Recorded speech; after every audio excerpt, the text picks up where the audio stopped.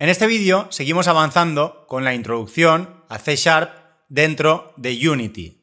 Y lo que vamos a hacer es empezar a trabajar ya con funciones y métodos. Estas funciones y estos métodos serán bloques de código diseñados para llevar a cabo una tarea o una función específica. Y para ello pues veremos la sintaxis que se debe utilizar a la hora de crear estos métodos en C#. Veremos también la nomenclatura que se suele utilizar en C# a la hora de identificar a los métodos. Y en último lugar, veremos algo muy importante a la hora de trabajar con métodos, como es el paso por valor y el paso por referencia. Cuando utilicemos un método y reciba algún parámetro, estos parámetros pueden ser de distintos tipos. Entonces, dependiendo del tipo de dato, se realiza o un paso por valor o un paso por referencia. Entonces veremos distintos tipos de ejemplo, tanto de paso por valor como de paso por referencia, incluyendo tanto tipos primitivos como objetos, como tipos enumerados, como estructuras.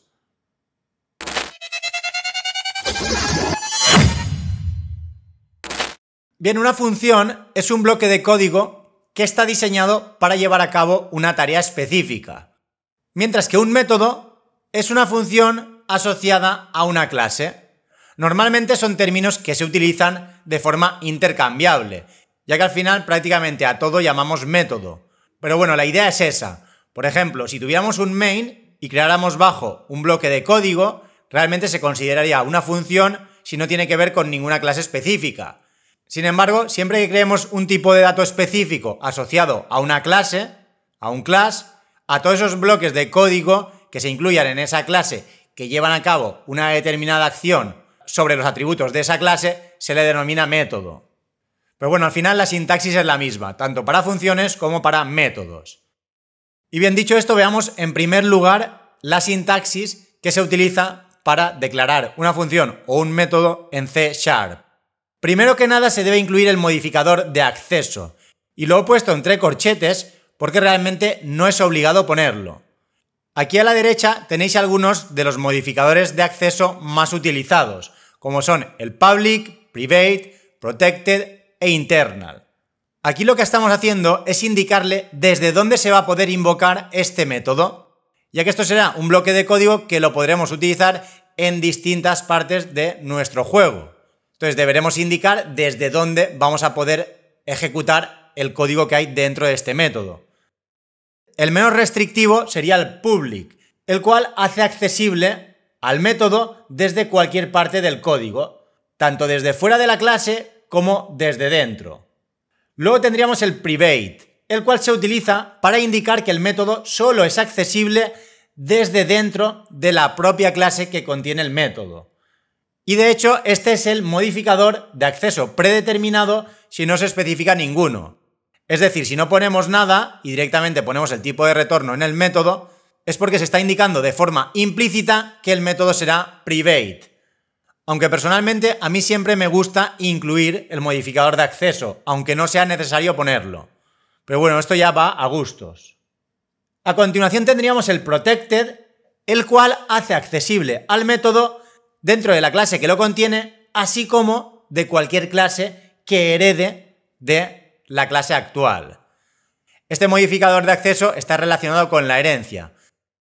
Y aquí en último lugar he incluido el internal, el cual se utiliza para hacer que un método sea accesible desde dentro del mismo ensamblado.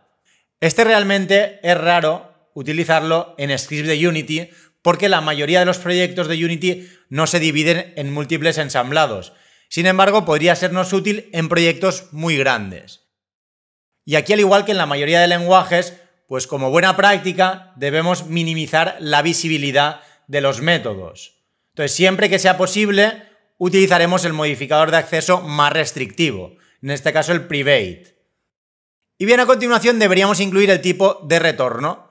Los métodos, al igual que en otros lenguajes, pueden devolver algo o no devolver nada. Es decir, podrían devolver un valor de un tipo de dato en concreto o, por el contrario, ejecutar las instrucciones que hay dentro del método y ya está. Entonces, si no devuelve nada, el tipo de retorno será void. Mientras que si devuelve algo, pues aquí deberemos indicar ese tipo de retorno. Y en el tipo de retorno, pues se podrá incluir cualquier tipo de dato primitivo, ya sea un entero, un float, un char, un booleano, lo que sea. Y además también podrá devolver un struct, un enum o incluso cualquier tipo de objeto. Entonces, una vez hemos definido tanto el modificador de acceso como el tipo de retorno, a continuación ya deberemos incluir el nombre del método, el identificador, que siempre pues, deberá tener un nombre significativo. Y finalmente, entre paréntesis, tendríamos los parámetros que recibe el método. Aquí estos paréntesis son obligados, aunque no se incluya ningún parámetro. Y si incluimos parámetros, pues deberemos separarlos por comas. Para los parámetros, primero siempre el tipo de dato del parámetro y a continuación un identificador que sea el que utilizaremos dentro de las llaves del método. Entonces con esto tendríamos declarada la cabecera del método y luego ya tendríamos unas llaves con el cuerpo del método. Entonces dependiendo del tipo de retorno deberemos incluir un return o no. Si es de tipo void no hace falta un return. Si debe devolver algo, pues deberemos hacer un return con un tipo de dato compatible con el tipo de retorno. Y bien, una vez hemos visto la sintaxis básica a la hora de declarar funciones y métodos, pasemos a ver algunos ejemplos sencillos. Aquí tenemos un primer método público que no devuelve nada, cuyo tipo de retorno es void, al que hemos llamado mostrar mensaje, y además no recibe ningún parámetro. Entonces, siempre que invoquemos a mostrar mensaje, se ejecutará aquello que haya entre llaves y ya está, ya que no devuelve nada. Entonces aquí simplemente pues mostraría por consola aulaenlanube.com. Y ahora abajo tendríamos dos ejemplos similares que hacen lo mismo, pero uno no devuelve nada, mientras que el otro devuelve un entero. Ambos métodos realizan la suma de dos enteros que reciben como parámetros. En el de la izquierda creamos un entero suma al cual asignaremos como valor la suma de los enteros num1 y num2. Estos dos identificadores únicamente se podrán utilizar dentro de estas llaves y harán referencia a los valores que se incluyan en los parámetros de la invocación del método. Entonces, si por ejemplo hacemos sumar y le pasamos un 2 y un 3, pues en num1 se almacenará un 2 y en num2 se almacenará un 3. Entonces aquí, una vez realice esa suma, 2 más 3 serían 5, se almacenará en suma y se mostrará por consola, la suma es 2 puntos, 5. Ya que después de los 2 puntos, estas llaves harán que se sustituya suma por el valor almacenado en la variable suma. Sin embargo, a la derecha tenemos un método que devuelve un entero, public int sumar. Entonces, de nuevo, recibe esos enteros y devuelve, a través de return, num1 más num2. Entonces, se resuelve la expresión sumándose los valores asociados a num1 y num2 y el resultado es devuelto por el método sumar. Entonces, si le asignamos a un entero el resultado de la invocación de este método, automáticamente se almacenará en ese entero el resultado de la suma de los dos enteros que haya recibido como parámetros. Y bien, pasemos ahora a ver la nomenclatura dentro de C#. Aunque esto no es obligatorio hacerlo, es una convención y es lo más comúnmente utilizado. Entonces, normalmente en el desarrollo de Unity, los identificadores de métodos utilizan el estilo Pascal Case. Esto significa que la primera letra de cada palabra se escribe en mayúscula. Por el contrario, si venís de Java, Java utiliza el Camel Case, el cual empieza en minúscula, pero si tiene más de una palabra, esas palabras adicionales sí que empiezan con mayúscula. Entonces, insisto, aunque no es obligatorio hacerlo, este es el estilo coherente con las directrices de diseño de C# publicadas por Microsoft y realmente es la norma utilizada en la comunidad de desarrolladores. Entonces aquí he mostrado 3 ejemplos haciendo un uso correcto e incorrecto de esta convención. Arriba de todo tendríamos la forma correcta de declarar el método, mover personaje con la M mayúscula y la P en mayúscula. Bajo, por ejemplo, tendríamos la convención utilizada en Java, que en este caso pues no sería la más adecuada. Empieza en minúscula y luego ya la P de personaje está en mayúscula. Y luego tendríamos también un ejemplo con estilo Snake Case, la cual utiliza un guión bajo para separar las palabras y además todas las letras están en minúsculas. Convención utilizada en otros lenguajes como por ejemplo Python. Entonces aquí de nuevo pues no sería recomendable utilizar esta convención. Y bien, pasemos ya a la parte realmente importante, que son el tipo de valor y el tipo referencia cuando trabajamos con métodos en C#. Al igual que tenemos en otros lenguajes, como por ejemplo Java, podemos tener tipos de valor y tipos de referencia. Y conocer las implicaciones de ello es esencial para saber cómo pasamos los parámetros a los métodos. Entonces, primero que nada veamos el tipo valor. Cuando utilizamos el tipo valor, lo que hace un método es almacenar una copia del valor de esa variable. Y estos tipo valor son los utilizados por los datos primitivos de C#, como puede ser un entero, un float, un double, un char, un booleano e incluso las estructuras y los tipos enumerados. Entonces, siempre y cuando a un método le pasemos como parámetro una variable que tiene tipo valor, se va a crear una copia del valor original y las modificaciones que hagamos en el método no van a afectar al valor de la variable original. Veamos aquí un ejemplo muy típico. Supongamos que tenemos un método public void modificar valor que recibe un entero y dentro de ese método el entero que hemos recibido como parámetro llamado num lo incrementamos en 10 y luego mostramos por consola número en el método modificado valor 2 puntos y luego mostramos el valor de num. Entonces, por una parte tendríamos el método. Ahora veamos qué sucede en el start. Creamos un entero llamado mi número, cuyo valor de inicio es 5. Y luego invocamos al método modificar valor, pasándole como parámetro mi número, que es esta variable de aquí. Entonces, como le estoy pasando un entero, y los enteros son de tipo valor, lo que le estoy pasando es una copia del valor que tiene la variable mi número. Por lo tanto, le estoy pasando un 5. Pero en ningún momento tengo una referencia a esta variable mi número. Entonces yo le paso una copia, el 5. Entonces cuando se ejecuta el método, aquí en num hay un 5, pero no tiene nada que ver con mi número. Es una copia. Entonces cuando hago num más igual 10, en num se almacena un 15, ya que estoy almacenando en num el mismo más un 10. Entonces este debug.log mostrará por consola número en el método modificar valor, 2 puntos y un 15. Luego el método terminará y cuando ejecutemos debug.log mostrando número en start, 2 puntos, aquí me devolverá un 5. Yo en ningún momento he cambiado el valor de esta variable porque le he pasado una copia. Entonces, previamente, cuando se ha ejecutado el método, yo habré visto por consola número en el método modificar valor, 2 puntos 15. Y luego cuando hagamos este debug.log me habrá mostrado por consola número en start, 2 puntos 5. En ningún momento cambiará el valor de la variable mi número, porque los enteros son tipo valor y se pasa una copia. Sin embargo, veamos ahora un ejemplo con tipo de referencia. En este caso, el comportamiento es radicalmente distinto, ya que cuando le pasamos como parámetro a un método un tipo de referencia, realmente lo que estamos pasándole es una referencia a la ubicación en memoria del valor que tiene almacenada esa variable o esa instancia. No estamos pasándole el valor como tal. Importante este detalle, se pasa una ubicación en memoria, se pasa un puntero. Entonces, siempre que utilicemos una instancia de una clase o un array, en ambos casos estaremos pasando referencias. En ningún momento pasaremos el valor. Entonces, la implicación que tiene esto es que siempre que le pasemos a un método como parámetro una variable que sea de tipo referencia, cualquier modificación que hagamos dentro del método afectará a esa variable original, al objeto original. Entonces, para que se entienda bien, veamos estos dos ejemplos. Ahora tenemos dos métodos modificar objeto. Uno recibe un vector 3 llamado pos y otro recibe una instancia de la clase posición llamada pos. Aquí vamos a suponer que tenemos una clase posición con 3 enteros para las coordenadas x, y z. Entonces lo que va a suceder aquí es que le vamos a pasar un tipo referencia, mientras que vector 3 le vamos a pasar un tipo valor, ya que un vector 3 realmente es un struct. Los structs son tipo valor. Entonces, y ahora lo que os pido es que pauséis el vídeo e intentéis interpretar qué sucederá en este código de aquí una vez se hayan ejecutado las instrucciones del start.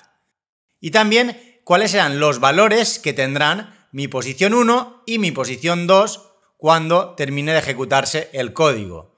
Teniendo en cuenta lo que he dicho antes, posición realmente es una clase que tiene 3 enteros. El primero para x, el segundo para y y el tercero para z. Entonces pausad el vídeo, pensadlo un momento, a ver si habéis entendido bien esto de los tipos referencia y tipos valor. Bien, veamos qué sucede. Primero que nada, creamos una instancia de vector3 llamada miPosición1, a la cual asignaremos el vector3 0. Por lo tanto, en miPosición1 hay un 0 en X, en Y y en Z. Y luego hacemos lo mismo creando una instancia de la clase posición a la cual llamaremos miPosición2. Y a través de este constructor almacenaremos tanto en X como en Y como en Z un 0. Y veamos ahora lo que sucede. Al invocar a modificar objeto pasándole miPosición1, como miPosición1 es un vector3, se ejecutará el método de arriba. Y como vector3 es un struct y es tipo valor, se pasará una copia de los valores almacenados en miPosición1, que son 3 ceros. Entonces tenemos un vector3 llamado pos con los 3 valores a 0, pero totalmente desligado a miPosición1. Entonces incrementaremos X en 10, por lo tanto tendremos un vector3 con 10 en el X y 0 en Y y en Z. Por lo tanto, este debug.log me mostrará los datos de ese pos que es una copia de miPosición1. Por ello me mostrará 10 en el eje X y 0 en el eje Y y Z. Sin embargo, cuando volvamos abajo a ejecutar el siguiente método, en miPosición1 todavía tendremos los 3 valores a 0. No habrá cambiado nada en miPosición1. No obstante, cuando invoquemos a modificar objeto pasándole miPosición2, aquí le estamos pasando una instancia de la clase posición. Entonces, en este caso estamos pasando un tipo referencia. Por ello, al método que recibe una posición como parámetro, que es este que tenemos en medio, realmente le vamos a pasar la referencia a la ubicación de memoria de miPosición2. Por lo tanto, es como si esto fuera miPosición2. Si hacemos posx más igual 10, estaremos modificándolo en miPosición2. Por lo tanto, cuando mostremos este mensaje por consola, se mostrarán las coordenadas 10, 0, 0. Pero luego, además, en el start, en miPosición2, el valor en el eje X también pasará a ser un 10, ya que al método de más abajo le hemos pasado la referencia a la ubicación de memoria donde apunta miPosición2. Y bien, una vez visto este ejemplo, ahora vamos a ver dos ejemplos adicionales utilizando primero un enum y luego un enum combinado con un struct. El mismo ejemplo que vimos en el vídeo anterior. Entonces, primero que nada, aquí tenemos un enum llamado tipo arma con 3 posibles valores: espada, arco y lanza. Luego aquí tenemos un método cambiar tipo arma, el cual no devuelve nada y recibe como parámetro un tipo enumerado llamado arma actual, que se corresponde con el enum tipo arma. Entonces, esto realmente es un tipo valor. Y además estará limitado a estos 3 posibles valores: espada, arco y lanza. Entonces lo que vamos a hacer aquí dentro es, a arma actual, asignarle el resultado de este switch expresivo. Entonces haremos arma actual switch y dependiendo del valor de arma actual, que deberá ser o espada o arco o lanza, se almacenará en arma actual uno de estos valores. Además he incluido el default, ya que podríamos crear una instancia de tipo arma que en principio no tuviera valor. Entonces aquí, para evitar esa advertencia, vamos a poner un tipo de arma por defecto. Entonces, si el tipo de arma fuera espada, cambiará a arco. Si fuera arco, cambiará a lanza. Y si era lanza, cambiará a espada. Y si no tuviera ningún valor, iría al default y por defecto le asignaríamos la espada. Entonces, lo que hacemos aquí a continuación es mostrar por consola un mensaje indicando arma actual, 2 puntos, y el arma cuando ya ha sido modificada. Entonces aquí abajo tendríamos un ejemplo de lo que sucede antes y después de invocar al método.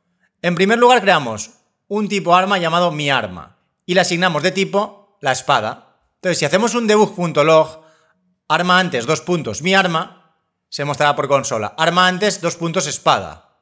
Luego si invocamos al método cambiar tipo arma pasándole miArma, le estamos pasando el arma que es de tipo espada.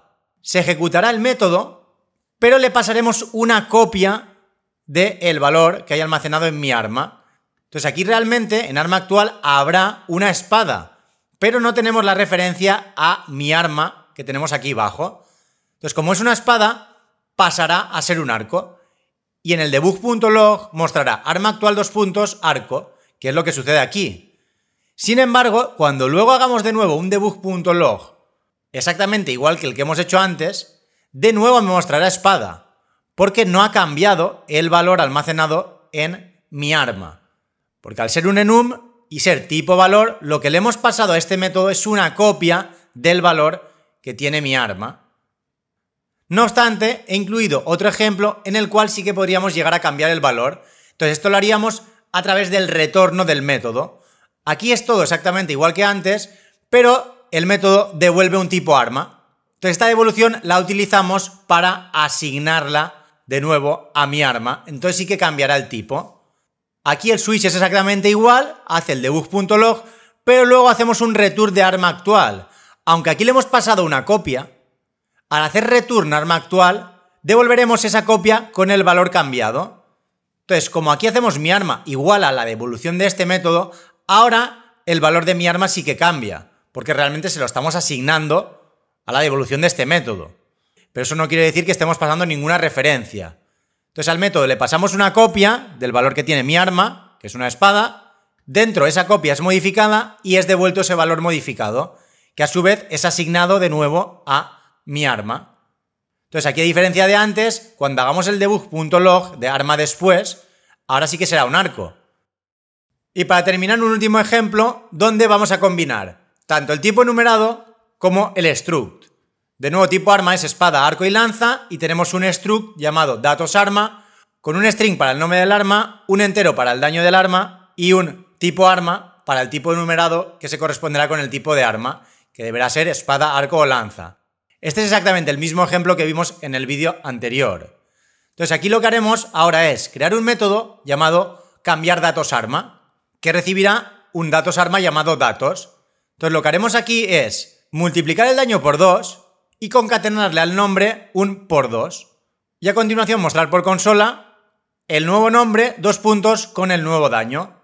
Entonces si aquí ahora, por ejemplo, creamos un datos arma llamado arma1 a través del constructor de esta estructura, datos arma, pasándole como nombre cimitarra de la ira, como daño 28 y como tipo de arma una espada, si luego invocamos a cambiar datos arma, pasándole esa instancia arma1, por consola se nos mostrará cimitarra de la ira por 2, 2.56.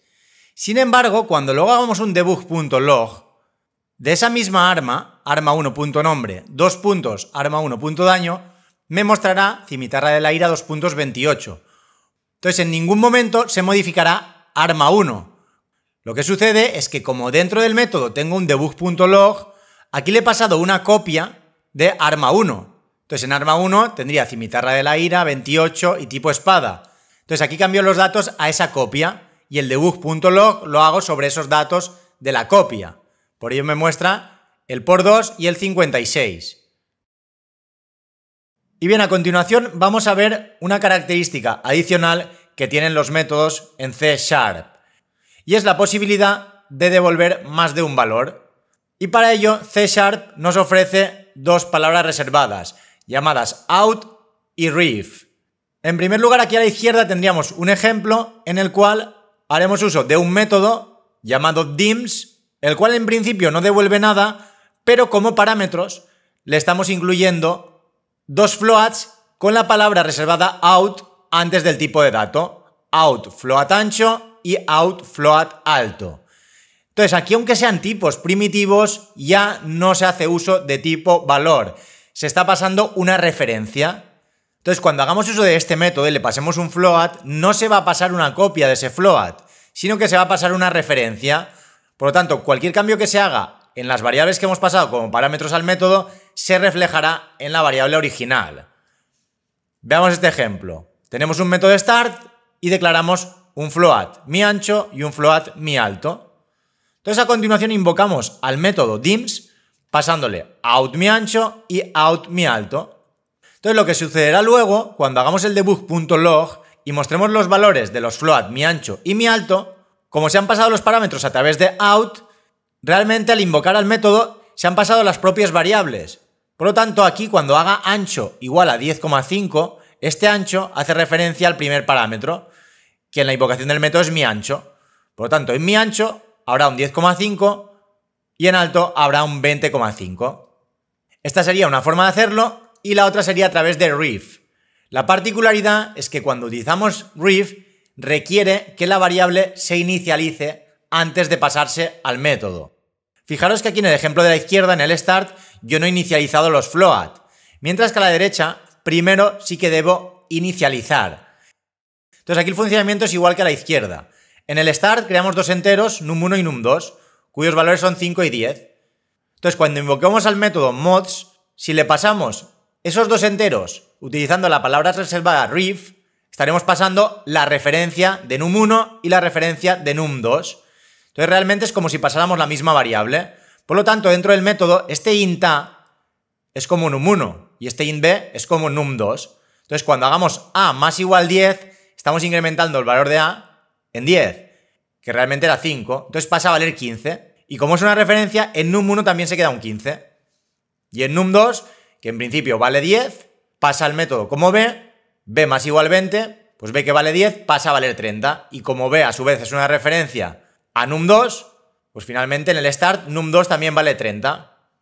Por ello, cuando hacemos el debug.log, pues nos mostrará 15, 2 puntos 30.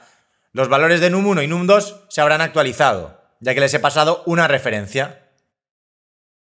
Y a continuación, en la siguiente diapositiva, tendríamos un ejemplo de cómo un método puede devolver tuplas. En este caso, si son tipos primitivos, ya no se pasan referencias, sino que se pasarán, como siempre, copias de los valores. Y cuando decimos tuplas, es una forma de decir más de un valor. Una tupla pues, puede estar formada por 2, por 3 o por más valores. Entonces aquí tenemos, primero que nada, dos métodos que devuelven un entero, una string y un vector 3. Ambos se llaman obtener datos jugador, pero uno de ellos nos recibe parámetros y el otro recibe un entero, una string y un vector 3. Lo que hacemos en el primer método es declarar un entero llamado puntuación y asignarle valor 100. Declarar una string llamada nombre y asignarle como valor aula en la nube. Finalmente creamos un vector 3 posición asignándole el vector 3 0 con las tres coordenadas a 0. Y luego ya hacemos un return pasándole, entre paréntesis, cada una de las variables que hemos creado previamente. Y evidentemente cada variable, su tipo, debe ser compatible con el tipo de retorno que tenemos en la cabecera del método. Puntuación deberá ser compatible con un entero, nombre compatible con una string y posición compatible con un vector 3. Y luego el método de abajo es muy similar, pero la particularidad es que recibe un entero, una string y un vector 3 y son esos valores que recibe como parámetros los que modifica y luego devuelve. Entonces realmente da igual lo que reciba, que siempre en el entero guardará un 5, en la string guardará aulaenlanube.com y en el vector 3 almacenará el vector 3 0. Y luego ya hacemos el return pasándole el entero, la string y el vector 3. Aquí en este caso, en el entero se pasa una copia del valor. De la string se pasa una referencia, pero como ya hablamos de las strings, al ser inmutables, si cambiáramos el valor de esa string n dentro del propio método, aunque se haya pasado una referencia, lo que se hace es crear una nueva instancia con una dirección de memoria nueva. Por lo tanto, aunque se pase una referencia, sobre el valor de la string original que le pasemos como parámetro, no se realizará ningún cambio. Y luego vector 3 realmente es un struct, por lo tanto, de nuevo se pasa una copia. Y por ello, ninguna de estas tres asignaciones realmente afectará a los valores de las variables que hemos pasado como parámetros a este método. Sin embargo, el propio método nos devolverá un entero, luego una string y luego un vector 3, con los valores modificados de las copias que hemos pasado en la cabecera del método. Aunque insisto, en la string realmente no se pasa una copia, se pasa una referencia. Pero cuando se hace el n igual a aulaenlanube.com, esa referencia cambia, pero no se machaca el valor original.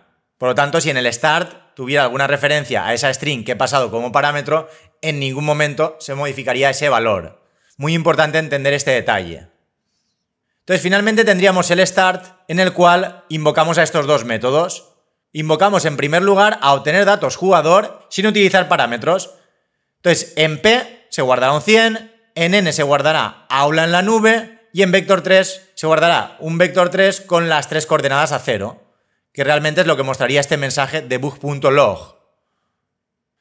Sin embargo, veamos el último ejemplo, en el cual almacenamos en el entero P, en la string N y en el vector 3 V, el resultado que nos devuelva el método obtener datos jugador, pasándole el valor que tenemos en el entero P, el valor que tenemos en la string N y el valor que tenemos en el vector 3V.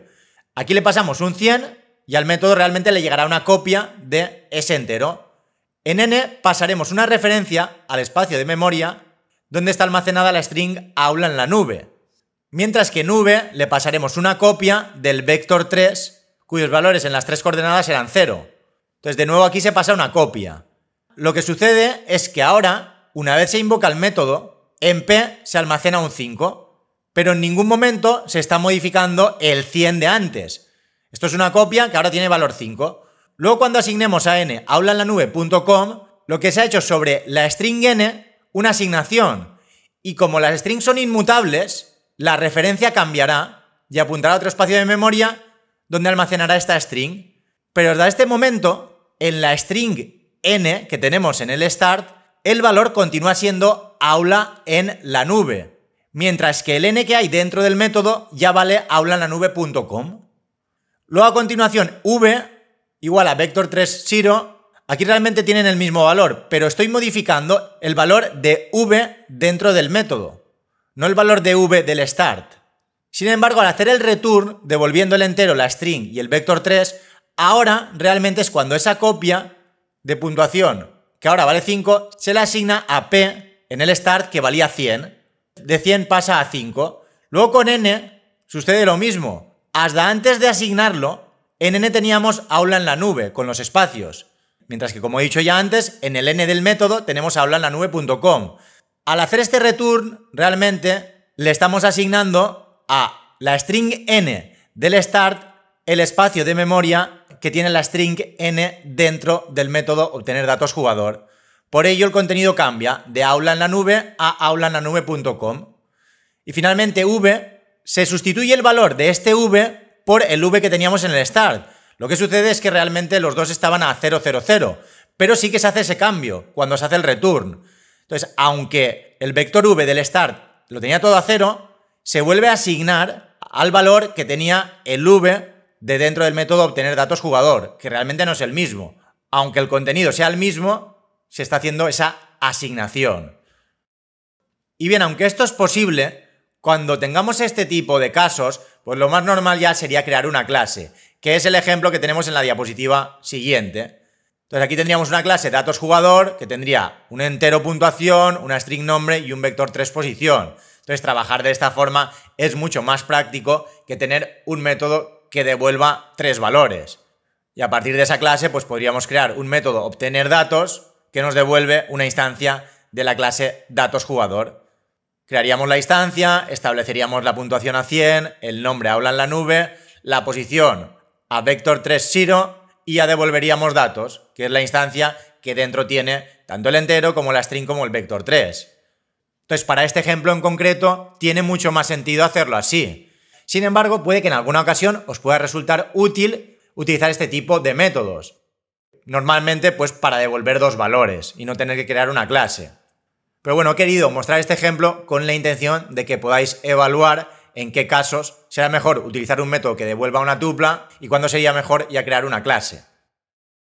Y luego en el start pues crearíamos una instancia de la clase datos jugador llamada datos a la cual le asignaríamos el resultado de invocar al método obtener datos.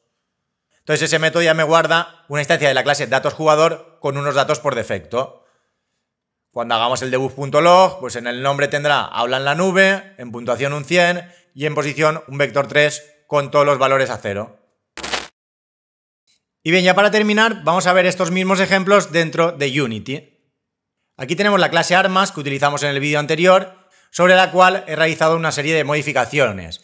Aquí tendríamos el ejemplo del vector 3 y la instancia de la clase posición, luego el ejemplo utilizando el tipo enumerado y finalmente el ejemplo utilizando el tipo enumerado combinado con el struct. Entonces aquí dentro de Unity teníamos el GameObject armas que tenía el script armas. Si lo ejecutamos, me mostrará por consola pues cada uno de los mensajes que hemos visto antes. Entonces podréis comprobar que el resultado es exactamente el mismo que hemos visto en las diapositivas. Y además pues podéis realizar todo tipo de cambios para comprobar que realmente habéis entendido bien el tipo valor y tipo referencia. Entonces espero que estos ejemplos os hayan resultado útiles, ya que es esencial entender bien todo esto cuando utilizamos métodos. Y bien, nada, ya con esto terminamos con el vídeo.